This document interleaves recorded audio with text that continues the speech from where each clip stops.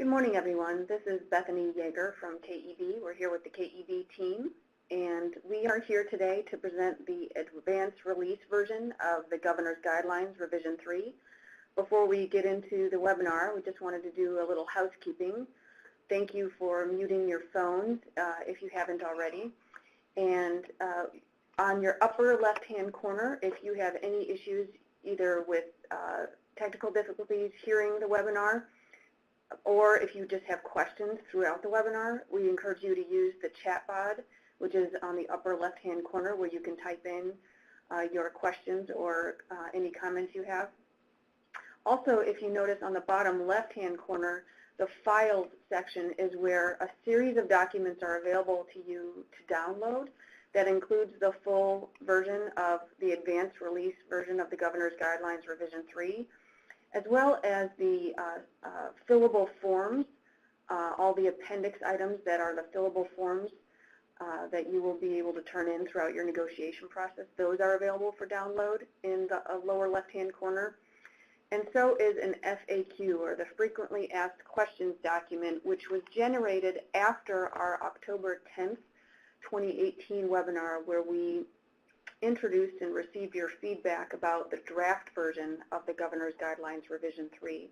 So we thank you all for your comments on the draft version.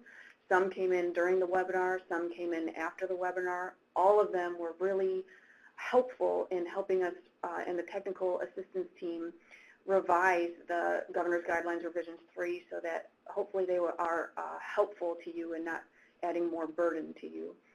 So thank you for joining today. I see that in the chat pod we have a question. Can everyone hear the call okay? If you can raise your hand by going up to the little guy at the top and pressing it and letting us know that you can hear. Excellent. Looks like all of you can hear so far. Thank you. So with that, we'll get started on the actual webinar. Today, again, this advanced release version, we'll explain that to you, this advanced release version means that it's not going to change, but it still is in the final stages of the approval process. But again, the Governor's Guidelines Revision 3 are issued today and are ready for you to use and put into action. And the highlighted section emphasizes that you're strongly encouraged to start all of your negotiation activities so that you can be on time with your negotiation process. So the Governor's Guidelines Revision 3 replaced all former versions of the Governor's Guidelines. So this Revision 3 is now the authoritative guide going forward. And just to remind those of you who are new to either this webinar format or to the Governor's Guidelines under WIOA, the purpose of the Governor's Guidelines is to help state and local partners negotiate all the costs and the services in each local area. So for the upcoming program year, the Governor is actually required to issue this guidance, and this fulfills that requirement. So with today's webinar, as you can see in the chat pod, all of the forms are issued today, as well as they are posted on the WIOA implementation portal. And Olivia and Marcus will post that link to the portal when they're able to. And you can go to that link, and also those documents will be available to you to download at any time. And they are fillable. And one item to note is that all of the fillable forms are unlocked for your editing. That was a piece of feedback that you all provided to us in the past webinar and afterwards. So the forms now, instead of being locked, are unlocked, meaning you can edit them and make them fit your circumstances. The only exception is the one-stop operating budget spreadsheet, which is an Excel spreadsheet that will remain locked, allowing you only to enter in certain fields, and that's only to protect the formulae. So otherwise it might be a little too easy to make a mistake that would throw off all of the numbers throughout the spreadsheet. So that spreadsheet will remain locked, but all of the other forms are locked, and all are issued today with the version of the Governor's Guidelines Revision 3 Advanced Release. The only other exception that I'll let you know about is the MOU template is not posted in the bottom left-hand files box for download at this moment, but it will be very shortly. It's actually gone through one more final edit this morning, and we will make sure it is available to you very shortly. And it will be posted on the WIOA implementation portal. But we will get into all the forms here in a minute. That's just a way of introduction, so we know that the Governor's Guidelines Revision 3 are now active and ready for you to apply. So during the rest of this webinar, we are going to provide some context and remind you of the timelines for the negotiation process, which are described in the Governor's Guidelines Revision 3. And we're also going to walk you through the main points, similar to what we did last time, including the revisions that we made as a result of the feedback that you all provided on the draft version of the Governor's Guidelines dating back to October 10th. So we have come a long way. Over the 3 years that the Governor's Guidelines have been in effect since WIOA became implemented, we've gotten a lot smarter, and we've also dealt with federal guidance coming out midway through some of the guidance that the state has issued. So because of that, in the past, the original Governor's Guidelines was issued in 2015, and new federal guidance came out shortly after that. So there were 2 revisions to the Governor's Guidelines that incorporated those federal guidance. And then thirdly, there was 2 additional supplemental guidance that was specific to those 2 program years. And that was in addition to the Governor's Guidelines. It was just providing additional guidance, not changing anything, but providing additional guidance. That is all to say that today Revision 3 is all-encompassing of all previous guidance, so that it's comprehensive and it consolidates all the previous versions, so you have one document to use instead of multiple documents to use as your guidance.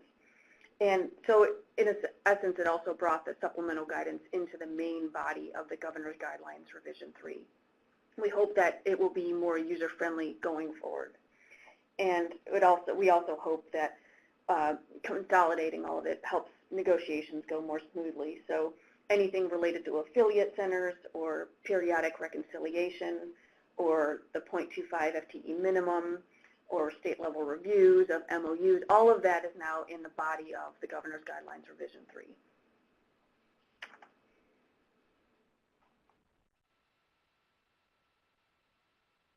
The intent of releasing the Governor's Guidelines Revision 3 in November is to give you all more time to get basic information ahead of time that will make sure that negotiations start off on a solid footing. So we'll talk specifically about what actions you can take starting in December, but note that there are 3 due dates. December 31st is a pre-planning form. We'll talk about that form in a minute. April 15th is a deadline you're familiar with if you've participated in negotiations in the past 3 years. A report of outcomes is due along with the draft one-stop operating budget. That's April 15th. And then June 30th is the final MOUs and final budgets are due. And that those MOUs and budgets then take effect on July 1st in 2019, which is program year 2019 or state fiscal year 2020. So those are the 3 dates to keep in mind that hopefully your negotiations can work within those dates.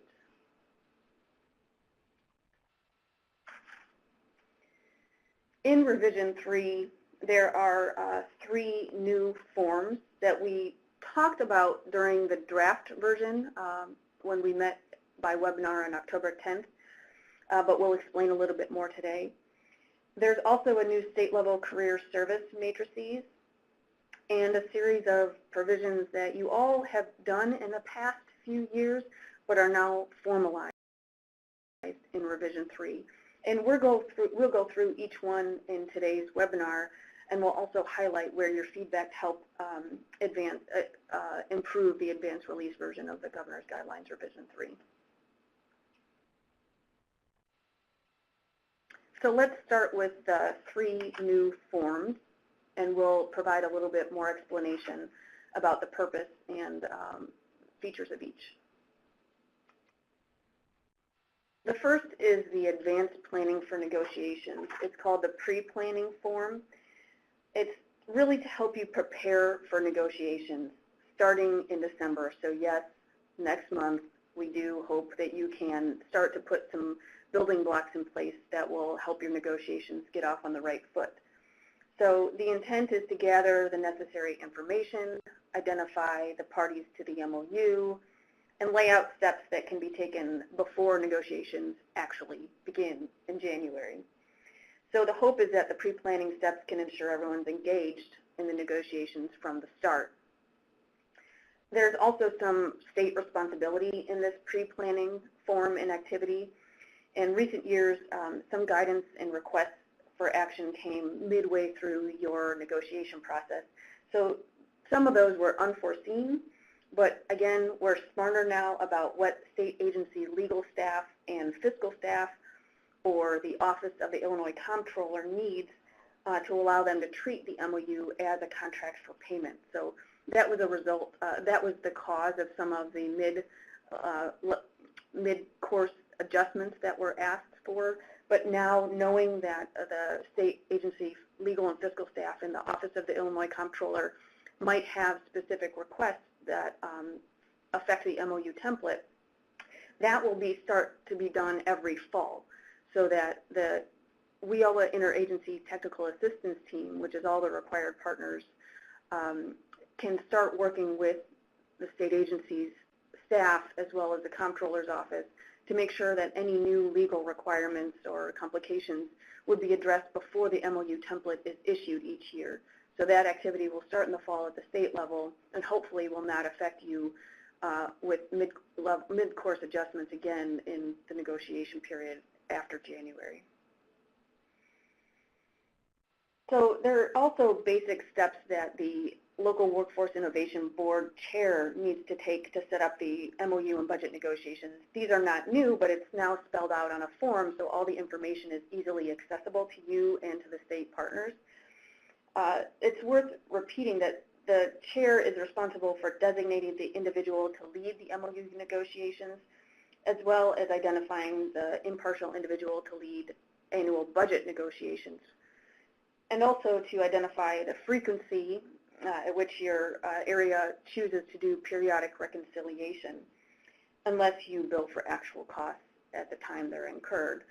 But all of that information really helps to have in one place, both, again, for your local partners to see who is the lead for negotiations, as well as for the Interagency Technical Assistance Team to understand that those individuals, who those are, and that they've been identified.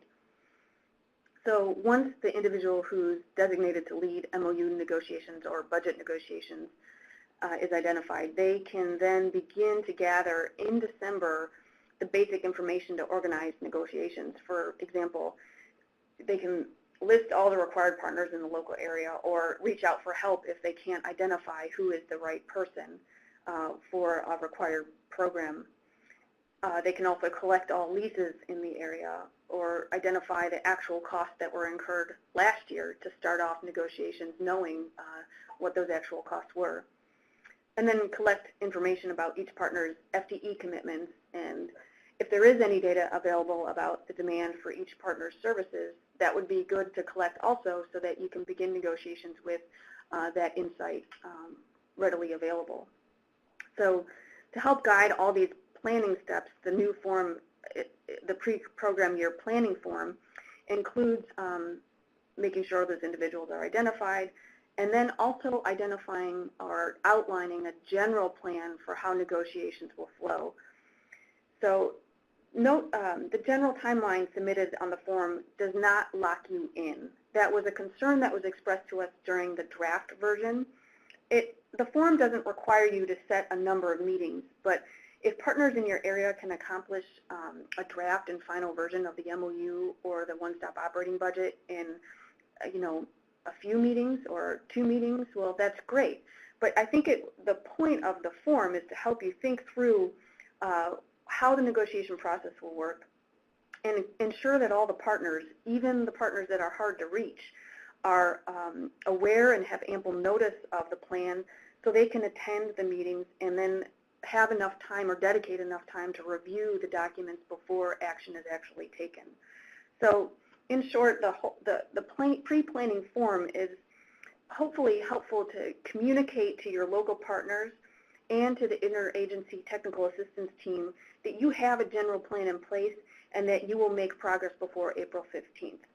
So the intent then is for you to circulate, once the form is complete, circulate it to all the partners so they're clear on the negotiation process, and then submit it to the interagency technical assistance team by December 31st each year so that the state level partners also know the status of your negotiations or can at least help you if there's an expected hiccup or delay in negotiations for any reason.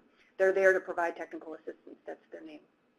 So I will pause. I know that form is new, so I want to pause and invite any questions.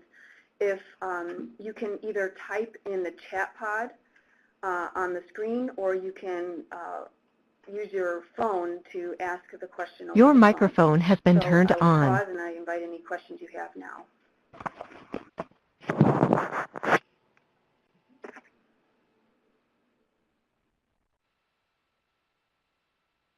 We do see someone typing, so I'll give this a minute.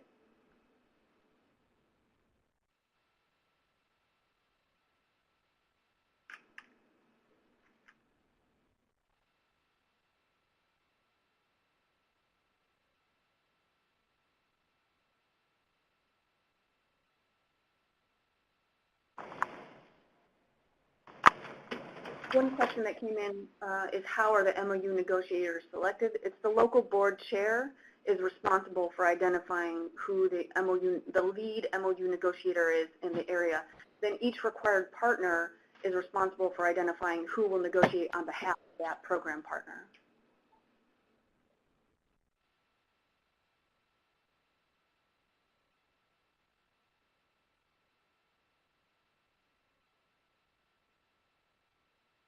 Is there anyone on the phone who would like to ask a question about the pre-program year planning form?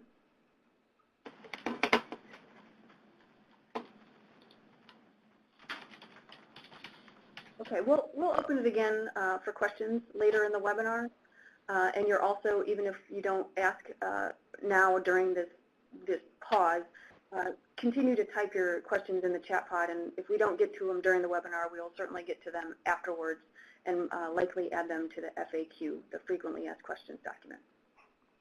But we will move on, seeing no other persons typing or dialing in.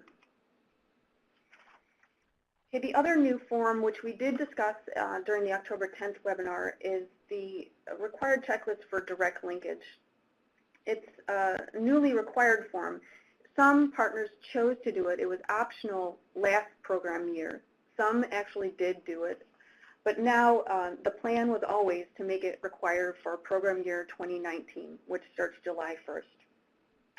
So any partner, the way it works is any partner that plans to use direct linkage as a way to deliver services in a local area has to complete their own checklist and then submit it to the lead MOU negotiator in the local area. That is a point that has changed based on your feedback from last October 10th, as well as afterwards. It originally was going to be submitted to the interagency technical assistance team, but the feedback was that if required partners submitted it to the technical assistance team, the local MOU negotiators would be left out of the loop and would not be able to hold anyone accountable if they didn't receive the copy of the completed checklist. So the interagency technical assistance team considered this thoroughly and agreed that it would be best to keep the direct linkage checklist as a local document, meaning that required partners in each local area who plan to use direct linkage complete it, turn it into the local MOU negotiator in that area, and then it is not submitted to the state at all unless during the remediation period. If there's not agreement, then the state level technical assistance team might request a copy of the partner's direct linkage checklist. And it might also be requested again either during monitoring or during the state level review of the submitted MOUs. So again, it's not initially submitted to the state for any reason. It's a local document. It's intended to support local negotiations about how services will be provided. It's also intended to help the MOU negotiator identify and better understand how each partner plans to use direct linkage. It's also intended to help the partner that actually plans to use the direct linkage be more specific in how they will comply with the federal requirements for direct linkage, and also think through really what does it really mean to say we're going to use direct linkage to provide services.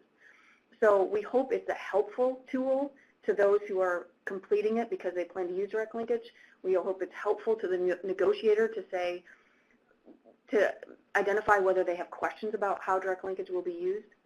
And lastly, we hope that it's helpful to make the MOU narrative in your actual MOU template. We hope that section will be more specific from now on. And part of the reason that this form was even developed, or this checklist was developed in the first place, was because through the reviews of MOUs in the past 3 years, the descriptions of the use of direct linkage technology have tended to be vague, maybe incomplete, and really not held accountable to how technology would be used. And we understand that early in the WIOA implementation process, maybe it was just not known yet how direct linkage would be used, but you plan to use it in the future. That's okay. But the further we get into WIOA implementation, the more necessary the interagency technical assistance team thinks it is to be specific in your MOU narrative so that you commit to what direct linkage means for your service delivery. We also think that it helps make sure that if federal review were to look at MOUs and pinpoint direct linkage as an area that needed improvement, this direct linkage checklist will help you. So just to recap, the checklist is a local document. It is intended to help you support your local negotiations and being specific in how you'll deliver services in the local area. And then it hopefully will enable you to be more specific when you actually write your commitments in the MOU template, which is the agreement and codifies the agreement and is signed off by all partners. That's why it's necessary to have in the MOU template as well. So that is an explanation of the purpose and kind of the origin of the checklist for direct linkage. I'll stop and pause for questions to see if you have any regarding this form. Your microphone has been turned on. So I think there's a question that was identified and answered in the chat pod. For those of you who are only joining by phone, I'll just kind of recap. The question was, will the DHS partners, the human service partners, have access to Skype during the upcoming negotiation period for PY 2019? And the answer from DHS is no, not currently, but it's not off the table. It's being discussed in the director's office, so they're working on it, and it just right now it is not available at this moment. And Rena, if you have any additional comments, please feel free. Basically, that's was our recent discussion pertaining to the Skype and some of the other direct linkage technologies that were discussed, but nothing definite at this point, but not off the table, so it's still being currently discussed. Okay, thank you, Rena. Rena Bryson from DHS. Are you, the follow-up question is DHS, will you have anything specific in place for PY19? I know there's a lot of discussions going on right now about future, but is there something in place right now that local required partners can ask about during the direct linkage checklist or negotiation process? This pertaining to technology? Yeah. Not at this time. The only thing that we have that that we're using on a regular basis is the dedicated phone lines. Okay. So that's what we have right now. But I will bring it up in one of the meetings this week to see where we're at. Thank you, Rena. We see another question coming in, so we'll pause for a second.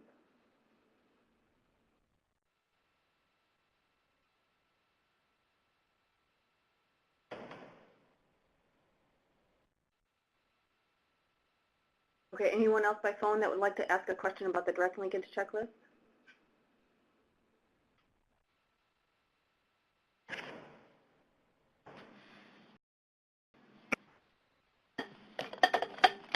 Okay, we will move on to the next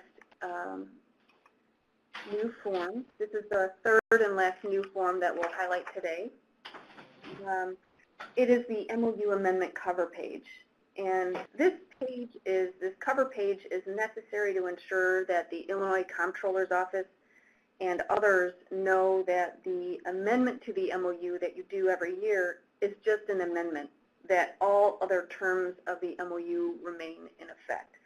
And the cover page will then enable the Comptroller's Office to continue processing payments using the MOU as a contract between required partners. So the local workforce board chair and the CEO submit the amended sections of the MOU with the new signatures and the new form, just notifying everyone that this is just an amendment to the existing MOU. And the cover page includes all those legal requirements that the Comptroller's Office needed in order to use the MOU as a contract for payment, as well as the IDES non-disclosure agreement, which is now going to be incorporated into the PY19 MOU template. And then it just affirms that all other terms of the MOU remain in effect. Are there any questions about the MOU amendment cover page? Nothing did change based on feedback other than just confirming that the IDES non-disclosure agreement is incorporated into the MOU.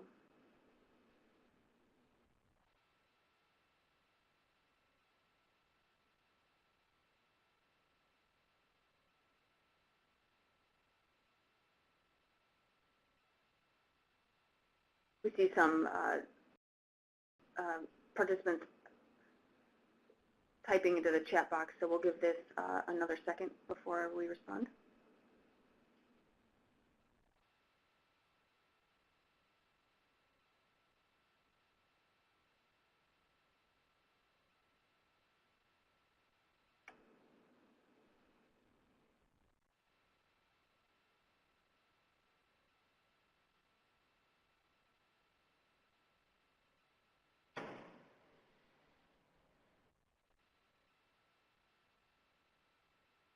So the cover page references the IDES non-disclosure agreement, and it says that it's an attachment to the MOU.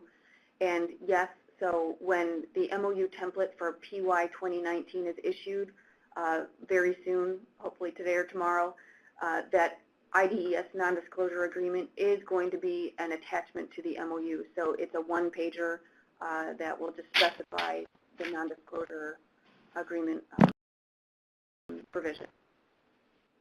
It will be available very shortly.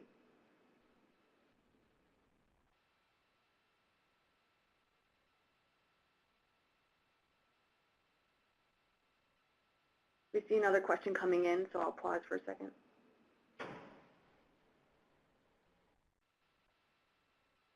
Okay. So we will move on to the next section. The new tools and mostly we're talking here about the state level career service matrices. So let me explain a little bit more about this matrices versus what you're used to in your MOU template. So in your MOU templates that you filled out in the past few years, there has been what is called and still is called a local career service matrix or matrices. You are still required to fill out a local version in the MOU template that you submit each year.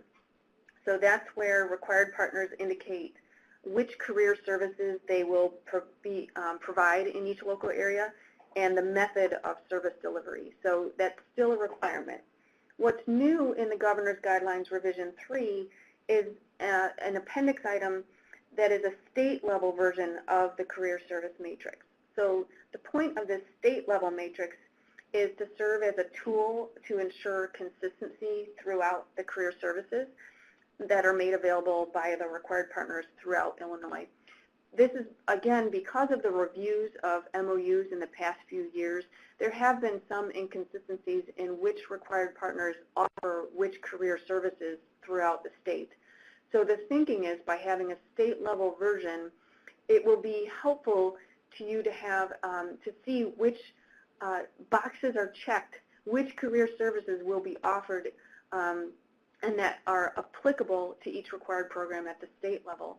Then you can tailor that to the local level, of course, but we hope that it's a tool and a guide to help improve the consistency of what career services are offered by each program throughout the state, and just kind of support negotiations in your local area. So there are two items of note. We mentioned this during the draft version on our October 10th webinar, but we will mention them again, that some state-level partners on the state-level career service matrix are treated a little differently on the state-level matrix. For example, the CSBG services are provided in direct response to local community needs, so the services that it provides does not fit into a neat little box of the career services that are outlined in the law. So it's very tailored to the local area, so it's not easily applicable to check a box in a standard career service matrix. That being said, just because it's not applicable at the state level career service matrix, CSBG is still required to provide and make its services available during all regular business hours, just like anybody else. It's just that the state level matrix doesn't exactly work for them, but they're still a required partner, still have to provide their required services. There are other situational partners that are federally administered programs that are not available in every local area, so they, again, cannot fill out a state-level service matrix because they're just not applicable in every single local area. But again, if they are, if they do provide services in your local area, then those situational partners like HUD, Job Corps, and Youth Build, they are required to be part of your MOU negotiations as a party to the MOU. So just because they're not on the state-level career service matrix in the standard way doesn't free them from any requirements of actually providing their services during all regular business hours, as long as their services are in that local area. Any questions about this state-level career service matrices or how it differs from the local version that you all fill out as part of your MOU? Your microphone has been turned on.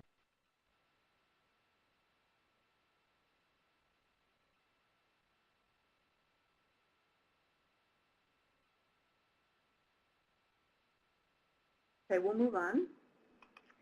So the state-level service matrix is what we consider a new tool, but I just wanted to mention briefly that there are existing tools that are still there.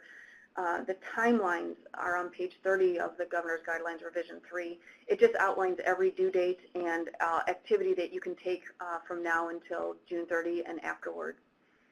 There's also a glossary on page 32 of the Revision 3. So if you need an understanding of what the definition of affiliate centers is, then that's in the glossary. If you need a little bit more explanation about the contribution methods that you can use in order to meet your costs that you're sharing with all of the required partners in the local area, then contribution methods are defined in the glossary. So is proportionate share and reconciliation, and all the terms that are in the guidance are then defined in the glossary. So that is a resource available to you if that's helpful.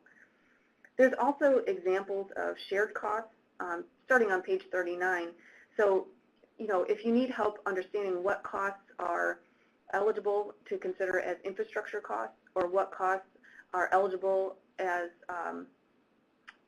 shared service delivery system costs, then there are examples of both types in the appendix item.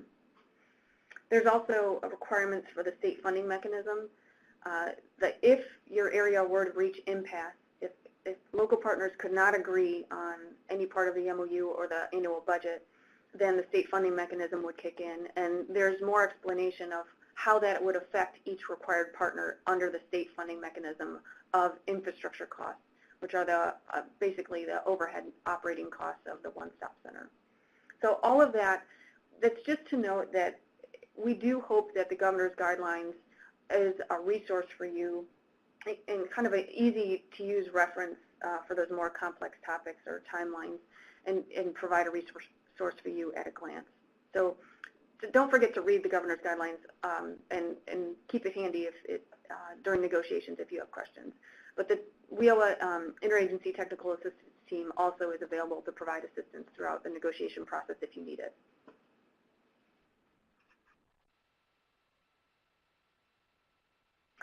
The last section then we'll talk about the formalized provisions, which were all applicable in past years of your negotiation, but not necessarily formalized in the past versions of the governor's guidelines. So revision 3 brings them all into the main document, so you again have one place of reference if you have questions about what's required or what flexibility you have. So we'll start with the waiver process. This process actually was informal in the past couple of years at least, that is now made more formal in the governor's guidelines revision 3. So again, we know that local circumstances are different throughout the state. We also know that local flexibility is desired under WIOA to ensure that each local workforce delivery system can respond to the local needs and circumstances. So revision 3 outlines a waiver process that requires all required partners to agree on that waiver actually being needed. So if all the required partners agree that there's some waiver that they need from any provision in the governor's guidelines, then you can submit a request for a waiver, and the process of doing that is outlined in the governor's guidelines revision 3. The catch is that, and this is a provision that was actually improved based on the feedback received about the draft version of the revision 3. The intent is not for the waiver process to conflict with any existing guidance or state or federal policies or guidance or regulations. That was definitely not the intent.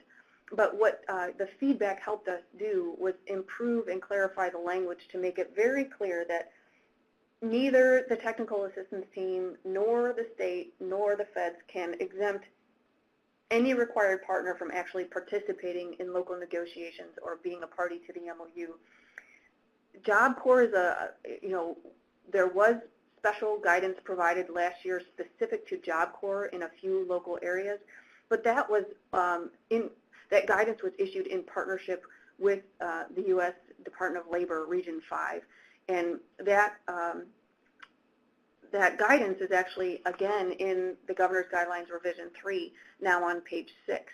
So we hope that there's clarity that if you need a waiver process, if you request a waiver, the Interagency Technical Assistance Team, in collaboration with others as needed, can only grant a waiver for something that's in the state's control and in the governor's guidelines. It will not conflict with existing state policies or existing guidance or requirements that are under WIOA. So it's not a blank yes to waivers.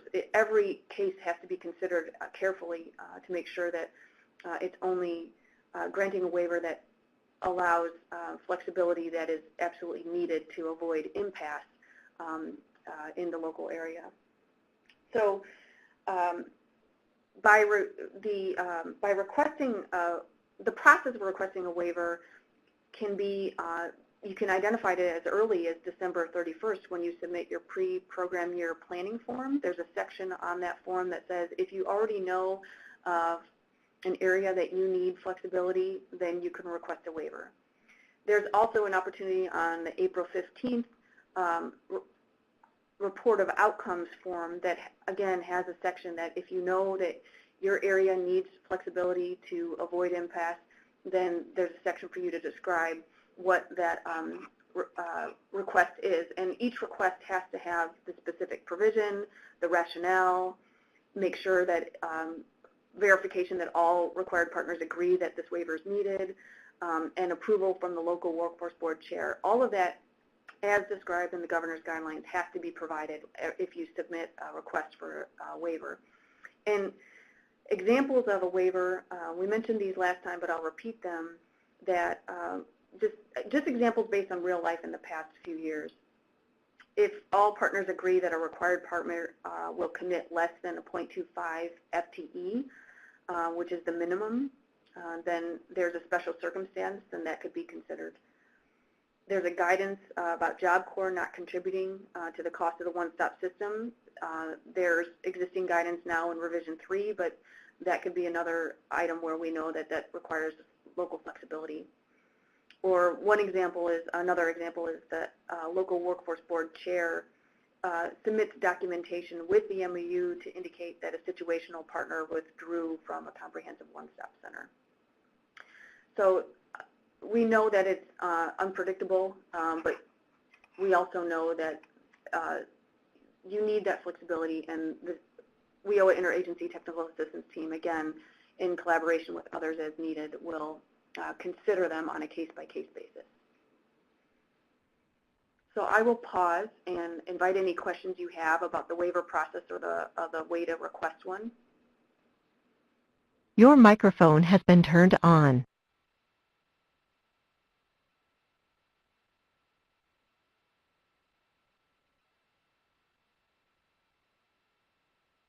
Would you see someone typing? I'll give it a second.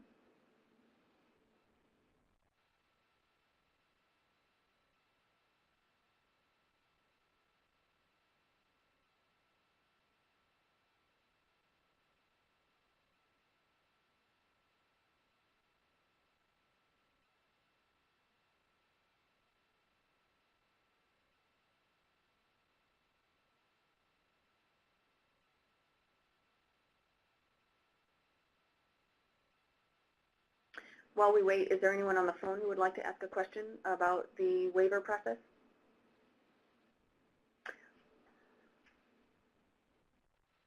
Okay, the question in the chat pod is, how long will it take to get a waiver status, i.e. approved or denied? It's hard to say, but the commitment from the Interagency Technical Assistance Team is that will be as soon as possible. There's no need to delay it. It will be expedited, but it will truly depend on a case-by-case basis.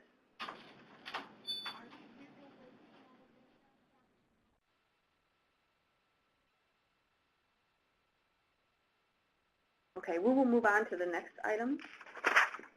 This, again, is not new to you, to many of you, but it is worth repeating that now the minimum FTE, or the full-time equivalent commitment that each required partner must make, is 0.25.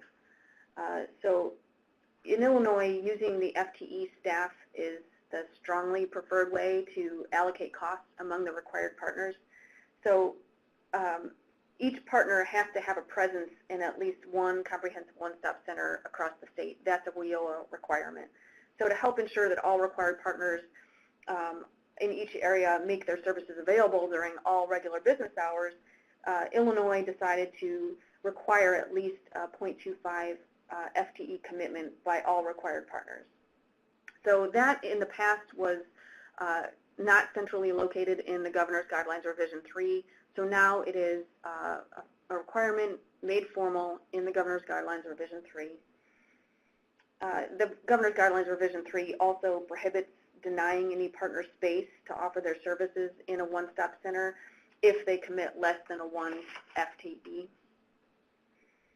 And if any partner in your area wants to commit less than 0.25 FTE, then they would have to get an agreement by all required partners in the local area and request a waiver. So it's not just as simple as one partner says, we can only commit a 0.10 FTE. It doesn't work that way. You have to negotiate with all required partners in the local area because it affects service delivery. Are there questions about the 0.25 FTE minimum that is now formalized in the Revision 3?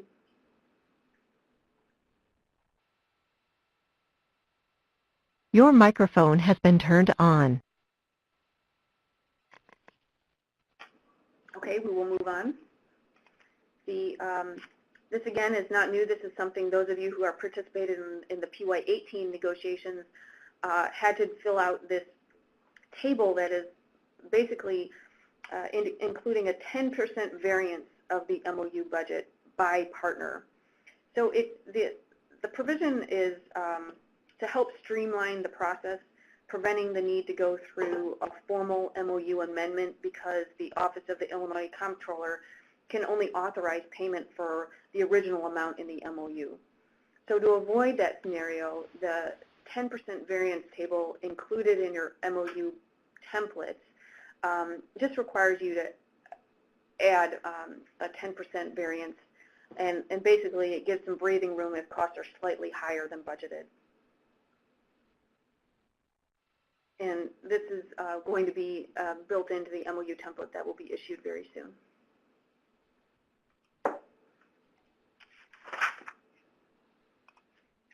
The periodic reconciliation, this section did not change since the draft version of the revision 3 was presented to you on October 10th, but it's just worth noting so those who are responsible for performing the reconciliation know that resources are available if needed. So Governor Guidelines Revision 3 provides the process of periodic reconciliation, and it also does describe some guidance that you can take in special circumstances.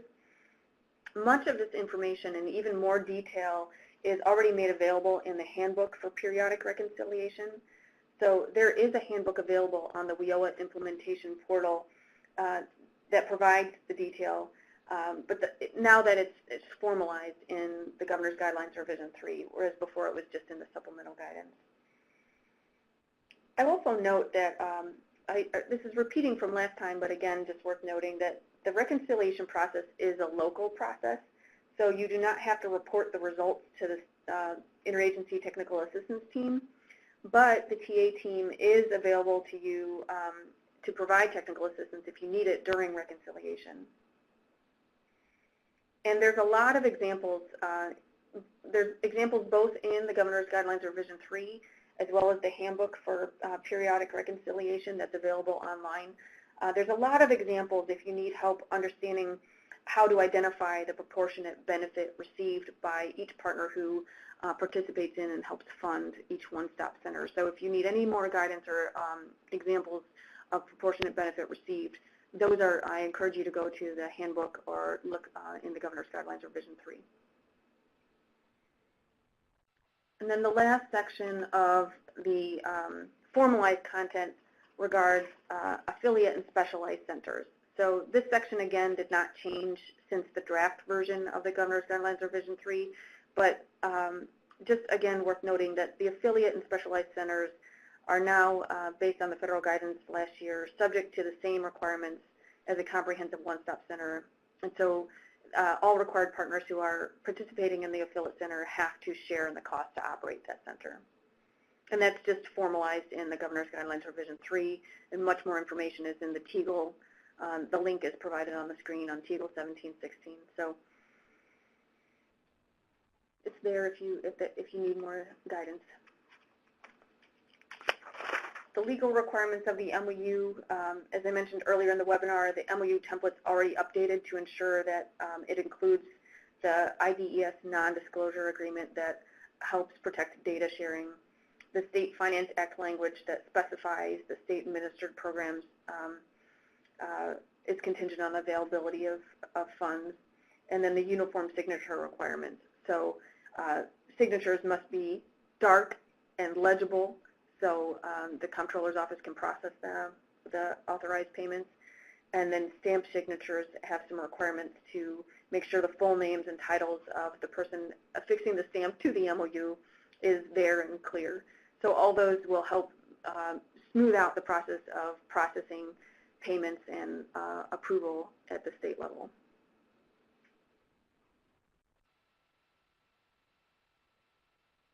And the last item that I'll highlight is, I'm sorry, the second to last is the state level review process. It's been going on in the past 3 years, but now it's written into the Governor's Guidelines Revision 3 that after all the MOUs and the annual budgets are submitted by June 30th, the state level, the technical assistance team reviews each one and identifies anything that might need to be improved or that where technical assistance might be needed to make sure that everything is compliant with the federal regulations or the governor's guidelines. So that process happens every summer and fall, and it will continue to do that. And then lastly, annually, some things just happen where it requires additional guidance specific to a program year. So this is just the Governor's Guidelines Revision 3 just makes it more formal that supplemental guidance might be needed from time to time. And so any changes to the MOU template would be introduced through the supplemental guidance, or maybe the one-stop operating budget spreadsheet needs to be updated for any reason. Something specific to a program year, supplemental guidance will still be used.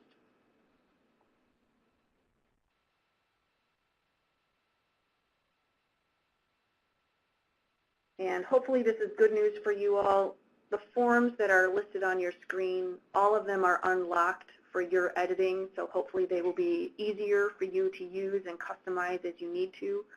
The only exception is that the one-stop operating budget spreadsheet remains locked, so you can only fill in certain cells just to protect the formulae that kind of weave in and out of every tab of that document.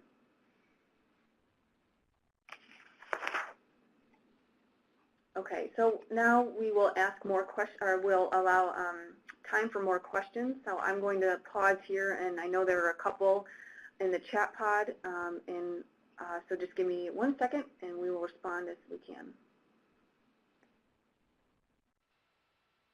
Your microphone has been turned on. Okay, the question in the chat pod is, just to clarify, for PY19, you only need to do an amendment. So you don't need to redo your entire MOU negotiations. That is correct, Pam. The MOU template for PY19 only makes minor revisions to Section 6 and Section 12, which you must revise and amend annually anyway when you do your annual one-stop operating budget. So that's the only changes to the MOU template, in addition to adding the IDES non-disclosure agreement as an attachment. That's it. All of the other revisions that the technical assistance team would like to make are being held until the future year when your MOUs expire in program year 2020. Then a new MOU likely will be issued to incorporate more significant changes, and those changes are more for clarity and adapting to the special circumstances that have been that have arisen over the past few years. But for PY19, the only expectation is that you revise Section 6, which describes how you'll deliver services, and it revises Section 12, which is the narrative to the annual one-stop operating budget. And then you have to do your annual one-stop operating budget spreadsheet. Those three sections, or those three items, have to be submitted annually with all the new signatures as an amendment to the original MOU. So hopefully none of this will actually cause you to renegotiate your entire MOU unless that's needed in your local area. Of course, go forth. But everything else is just an amendment this year, as you typically would do with your annual budget. Is there any other clarification we need to provide there?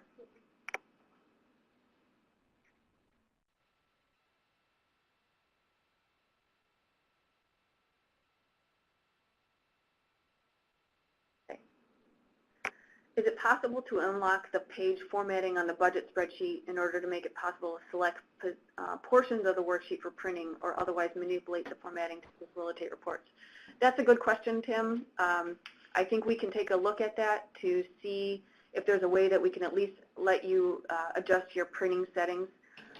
That's a duly noted point, and we'll get back to you to see if we can at least make that portion looked at possible for you, just for ease of printing and reporting.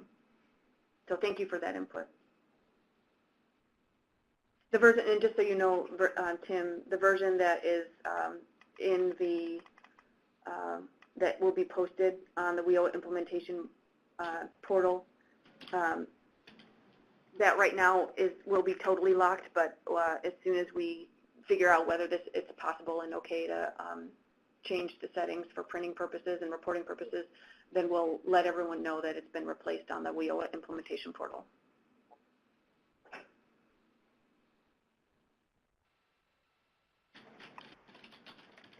I'm going to ask Mike Baker, would you like to offer a clarification on the 10% variance requirement that I mentioned earlier?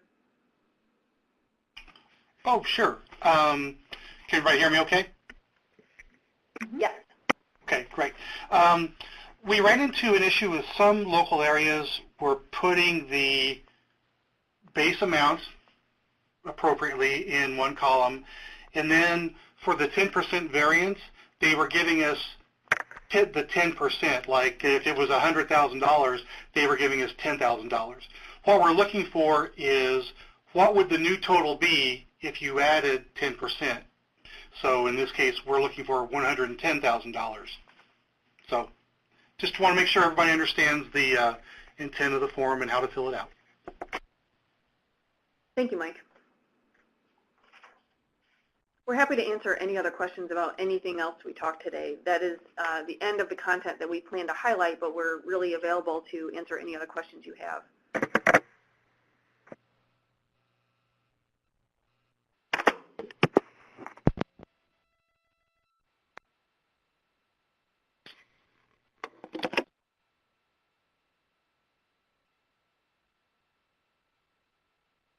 Anyone by phone? Okay. We're not seeing any in the typing in the chat pod or hearing any by phone. So if you do have additional questions that you think of after the webinar, please email the email address that you submit your MOUs to, and we will make sure that we add your questions to the FAQ document that will be posted on the WIOA implementation portal. We also will make sure everyone is aware when the MOU template is posted, which again will be very soon, along with the one-stop operating budget spreadsheet. So look for additional communications from the Interagency Technical Assistance team about those two things. But otherwise, please feel free to contact us if you have questions about the Governor's Guidelines Revision 3 or anything that you need to get started on your negotiations.